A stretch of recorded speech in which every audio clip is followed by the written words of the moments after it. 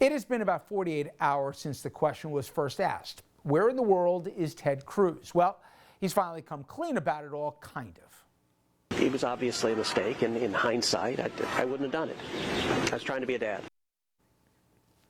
Trying to be a dad. But there is a lot more to the Cruz story. Yes, there are good gossipy headlines, but also some serious hypocrisy on full display for the world to see. Let me bring in senior political correspondent Andrew Whitman here to shine the light. Yeah, and before I do that, Rich, we need to keep Cruz, his changing story, and his excuses under the microscope just a moment longer, if you'll indulge me. We have to point out Cruz's mea culpa only came after he had hidden the truth, but was found out anyway. He kept the trip hidden, then claimed it was always an overnight trip to escort his family to Cancun, only he had a 5-day suitcase with him, and multiple reports said he was planning to return Saturday. Not one day later, Cruz confirmed that in an interview, so he finally copped to the truth. And as to the whole good dad fig leaf, a text chain showing Cruz's wife sought other family friends to join them on the trip. Their pitch only mentioned the kids were off from school. It was Heidi Cruz complaining about how cold the house was. Cruz has also violated State Department guidelines warning against all travel to Mexico because of, COVID.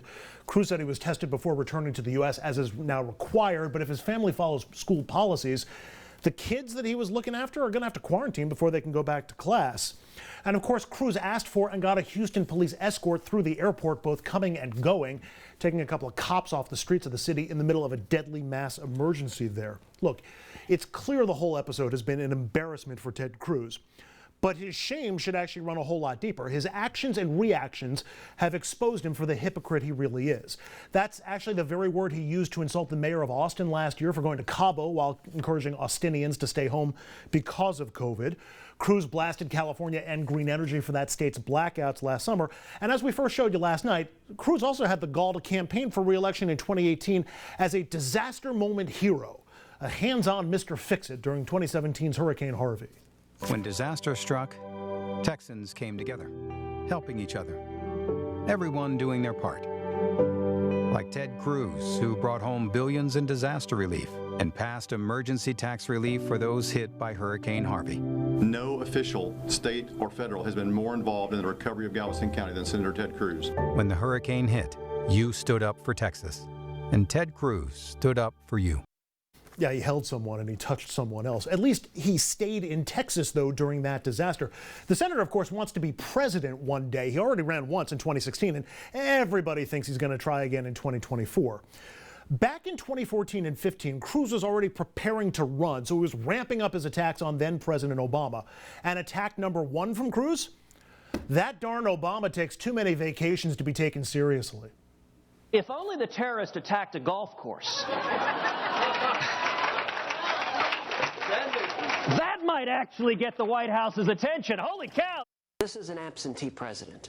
He is not focused on the people who are hurting. He's going to 2 major fundraisers where he wants to be with wealthy Democratic donors, but apparently he doesn't have time to actually go and see the border. He doesn't have time to go see the children who are suffering because of his failed policies. Earlier he was playing pool. Apparently playing a game of pool is a higher priority for this president than it would be to go and see the humanitarian crisis he's created. Pot, kettle. So Cruz is a hypocrite, but his hypocrisy has also led to real injuries to real Americans in real need. In 2013, Cruz's first year in the Senate, Cruz voted against aid to New York, New Jersey, and other states that had been hit hard by Hurricane Sandy. 4 years later, Cruz demanded federal aid after Harvey, prompting then-Governor Chris Christie to call Cruz, quote, disgusted. In 2016, as he was running for president, Cruz voted against the Zadroga bill, a bill to provide, health care and other aid for first responders who were injured while working at Ground Zero after the 9/11 attacks. He then came to New York to raise campaign money. Republican Congressman Peter King savaged Cruz for it, rightfully, calling Cruz a liar for saying Cruz supports police and firefighters. King also called him a fraud. Just last year, Cruz voted against the $900 billion COVID relief bill, which passed anyway, but his objections were one of the reasons why we went from April until December without any additional COVID relief passing, a hole the nation is still trying to dig itself out of. And then came the 2020 election. Cruz added his name to those who wanted to overturn Joe Biden's election win, and he gave energy to the effort backing Trump, which of course means Cruz added the fuel to this fire that ended with the insurrectionist riot at the Capitol, Rich. First off, let's do this in parts because it's just too. To blame the kids, his children. I mean, listen, we have seen profiles in cowardice for politicians before, but you could have got 20 more minutes of just the hypocrisy of Cruz through the years, and it's not like he's been in Washington for 30 years, okay? But for him to blame that, hey, you know, the kids want to go to a vacation. I'm sure a lot of people in Houston would love to go to the Ritz-Carlton, you know, Cancun, right? But, oh my God, what a phony. And then to turn around after that and say, you know, I was just trying to be a good dad.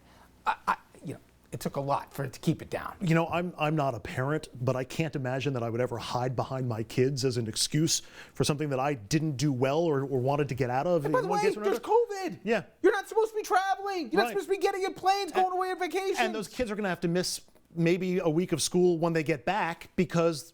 Okay, now you hit it, Andrew, but let's remind people. Ted Cruz, I guarantee you in the next 24, 48, 72 hours, is going to shamelessly still go back in front of the camera and say, we got to help Houston rebuild. And he's right, we do.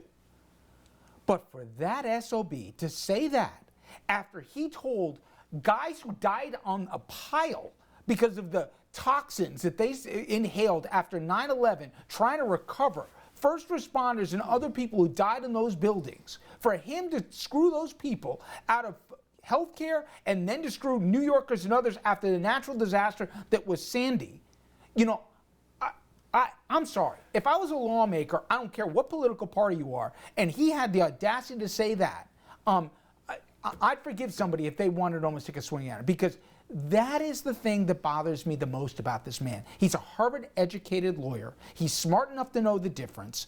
And he continues postures, put this country at risk on January 6th with those riots that he knew the election was fair and square. He knew how it would turn out. And then, after all that, he wouldn't even certify it, and he's got a career of doing those kind of things. He is an arsonist, he's dangerous, and he's also a fraud. His objection to this emergency aid, whether it's the COVID relief bill or the Sandy bill or the Zadroga bill or any of the other ones that we listed, always take two forms.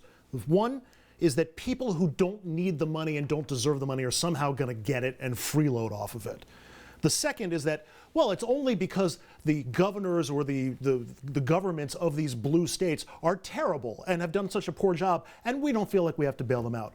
Well, now it's on Houston, and now it's on Texas, and now it's on Dallas. Is he going to argue that people in the state of Texas who need the assistance are somehow going to get free money that they haven't earned? Is he going to have the same level of criticism for Governor Abbott? And by the way, former Governor Rick Perry, and by the way, former Governor George W. Bush, for ignoring years of warning about the weakness of the electric grid in Texas and doing nothing to stop it? Is he going to have the same objection that he had to what he claimed was blue state bailout for COVID? I'll do you one better, Andrew. Right now, President Biden is sending the cavalry into Texas with generators, with water, with food, with aid. Is he going to stand at the border and say, turn around?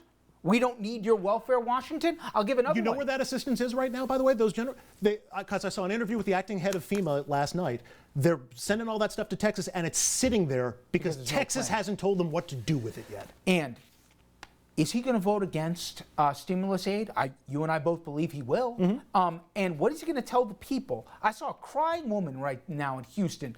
She's gone through everything with COVID. She has nothing left. All she wants, and she can't make her rental payments, all she wants is to have a roof over her head. She's trying to make it until the stimulus check comes in. Is he going to say no to her after all this? And to millions of other Texans as well as Americans? Probably. That's why, to me, you know, there's a special place, even with a litany of frauds in Washington, that is deserved for our Senator Cruz. Andrew, thank you. When we come back, Joe Biden on the world stage today, spelling out his foreign policy goals and also putting a whole lot of daylight between what he's doing and what the Trump administration did. After the break, we're going to show you what the new president said.